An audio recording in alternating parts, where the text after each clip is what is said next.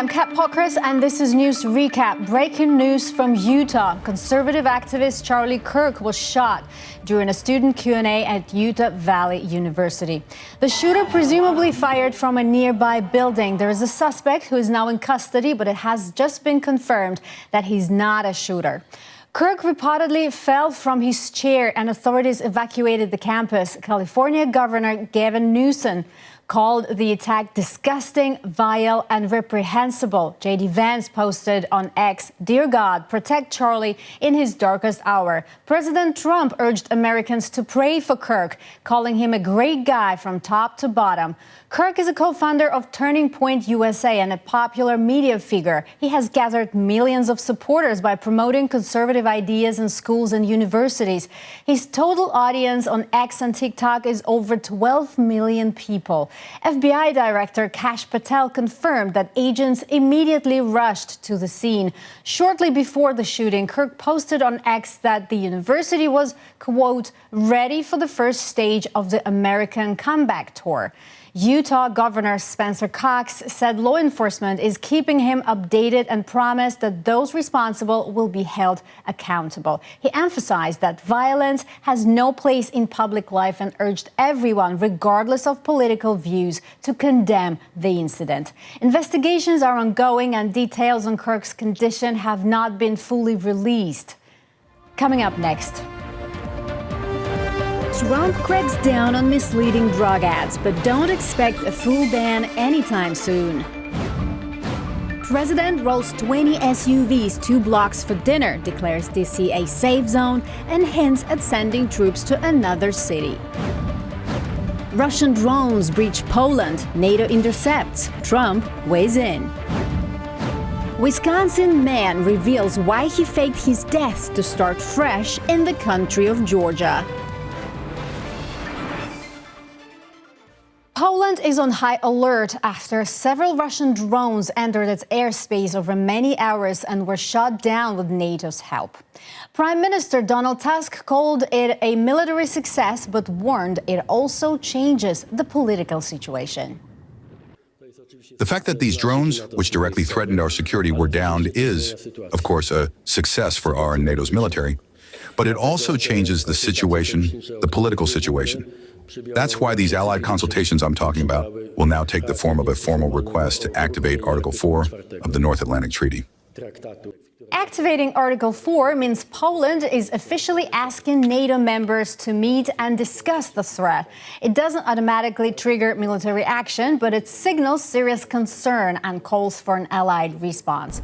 Tusk emphasized that this is not just a war for Ukraine, but a confrontation Russia has declared on the free world, urging NATO allies to respond decisively.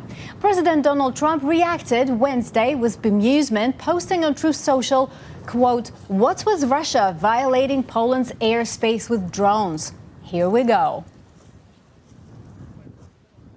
Federal and state prosecutors are now both going after the man accused of killing a young Ukrainian immigrant on a Charlotte light rail train. 34-year-old DeCarlos Brown Jr. faces first-degree murder charges in state court and federal charges too, usually reserved for terrorist acts because officials say the attack scared the public and disrupted transit. Charlotte authorities say the city is still reeling from the brutal attack. U.S. Attorney Russ Ferguson spoke about the victim and the impact on the community. She is a refugee. She literally came to the United States from a bomb shelter in Ukraine to escape the war, and she was going about her day. She was coming home from work on a light rail train, like all of us do all the time, and she was brutally murdered. As a native of Charlotte, I'm so sad to say that our city has gotten to this place. Brown had a long criminal history and mental health issues, including prison time, a brief schizophrenia commitment, and multiple arrests. Yet, he was repeatedly released. Republican Rep. Randy Fine of Florida said judges should face consequences when violent repeat offenders are let go, calling for legislation to hold them accountable. The killing has reignited debates over crime and mental health. President Trump called Brown a deranged monster and demanded the death penalty, while local officials stressed mental health support and better transit safety. Zarutska's family asked the public to stop sharing videos of the attack. Los Angeles police are investigating after a female body was discovered in the trunk of a Tesla registered to singer David 2 days after the car was towed from a Hollywood street. Authorities were called to the impound lot on Monday for a foul odor coming from the vehicle. The body was in an advanced state of decomposition. The medical examiner confirmed it was a woman about 5'1" with black wavy hair, wearing black leggings, a tube top, a yellow bracelet, stud earrings, and a tattoo on her right index finger. The Tesla belongs to a 20-year-old David Anthony Burke, aka David, though multiple people reportedly used the vehicle. Police say the investigation is very early and are treating the death as a homicide until the coroner determines the cause. Investigators plan to interview the registered owner and anyone connected to the car. David, who first went viral on TikTok, is currently on tour with the Los Angeles show scheduled for September 20th. In the meantime, New Orleans Mayor LaToya Cantrell is heading to federal court on Wednesday, the first time since she was hit with corruption charges tied to an alleged romantic fling with her bodyguard.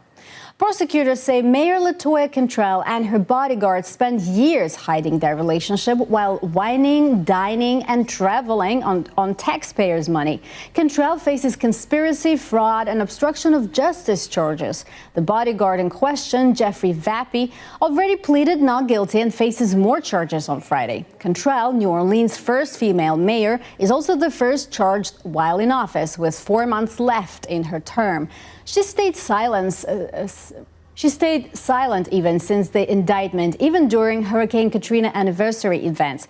Court filings show 15,000 WhatsApp messages plotting to delete evidence, harass a whistleblower, and mislead federal agents. Vappy's 14 trips cost taxpayers $70,000 plus Cantrell's own travel.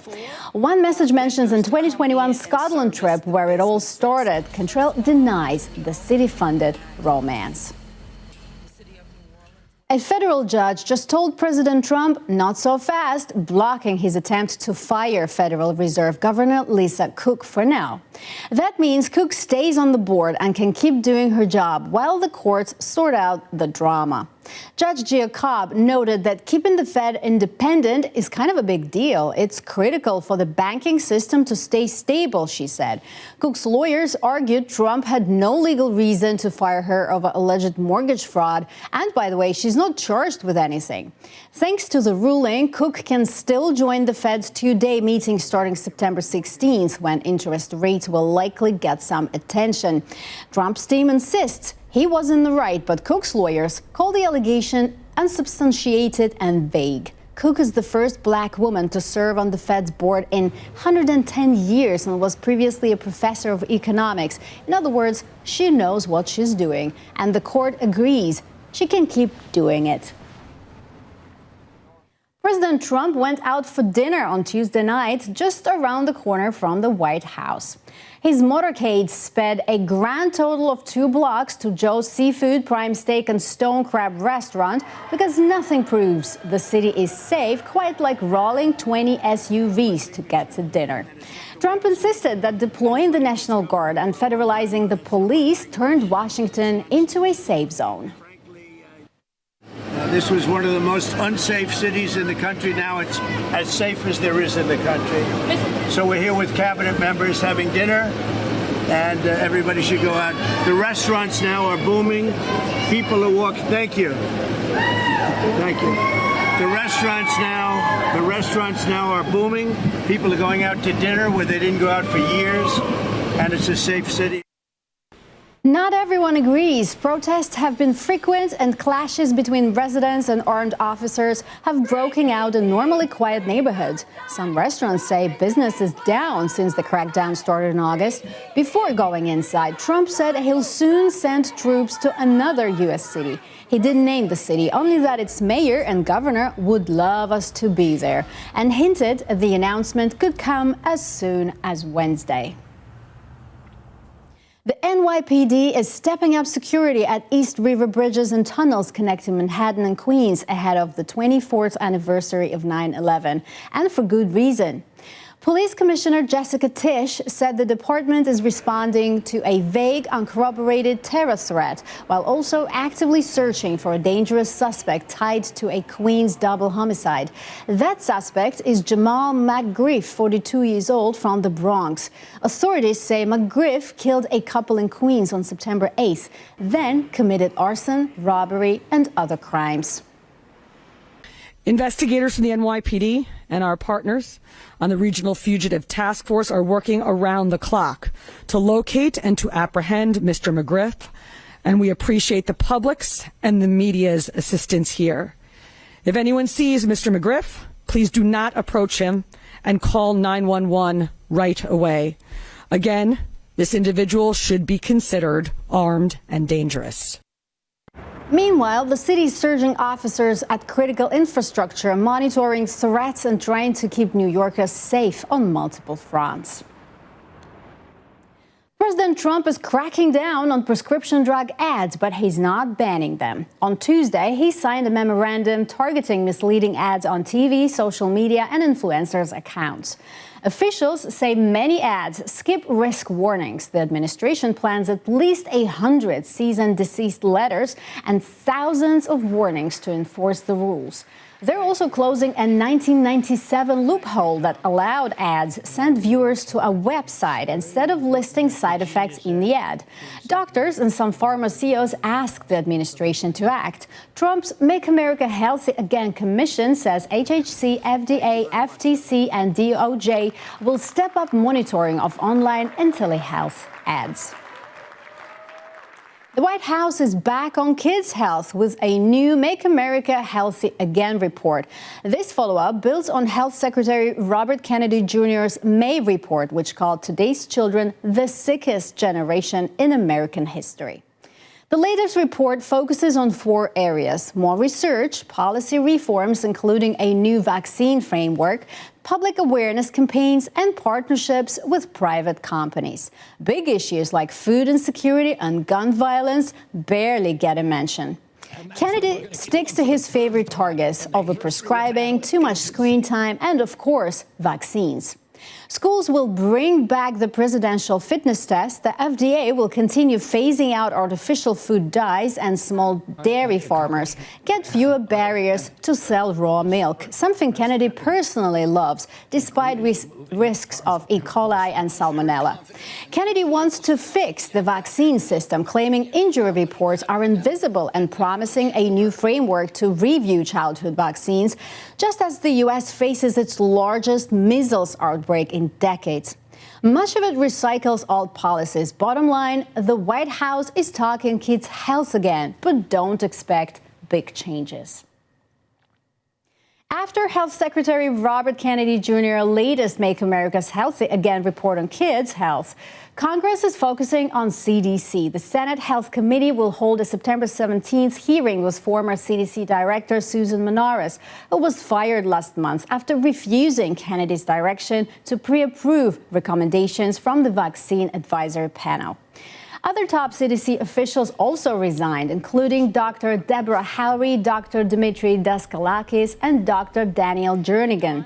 Senators say these departures raise big questions about oversight and the independence of public health guidance. Menares told the Wall Street Journal that the panel's recommendations, quote, must be carefully and scientifically reviewed before being accepted or rejected. Senator Bill Cassidy called for radical transparency to ensure ensure children's health is protected. Menares' attorneys called Kennedy's Senate testimony false and at times ridiculous. With Kennedy pushing vaccine policy changes while releasing MAHA reports and the CDC in turmoil, parents and lawmakers are left sorting through a confusing mix of public health promises, resignations, and controversy.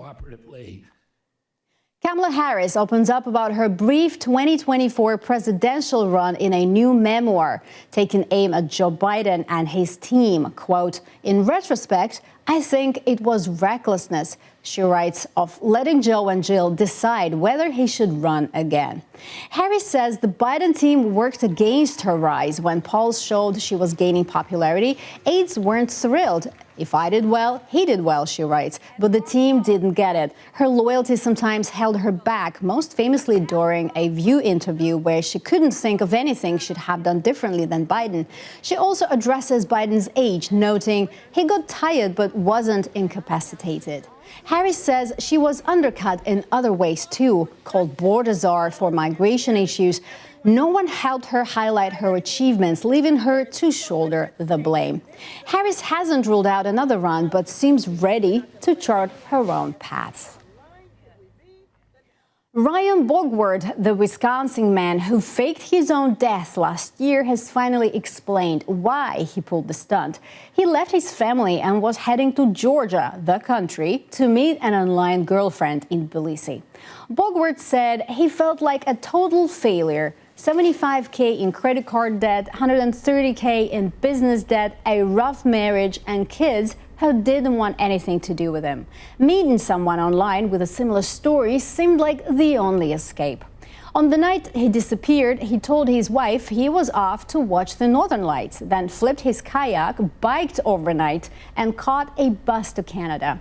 He even hoped to stay under the radar long enough to be declared legally dead, planning to apply for Georgian citizenship, though he admitted he hadn't figured out how that would work if he was actually declared dead.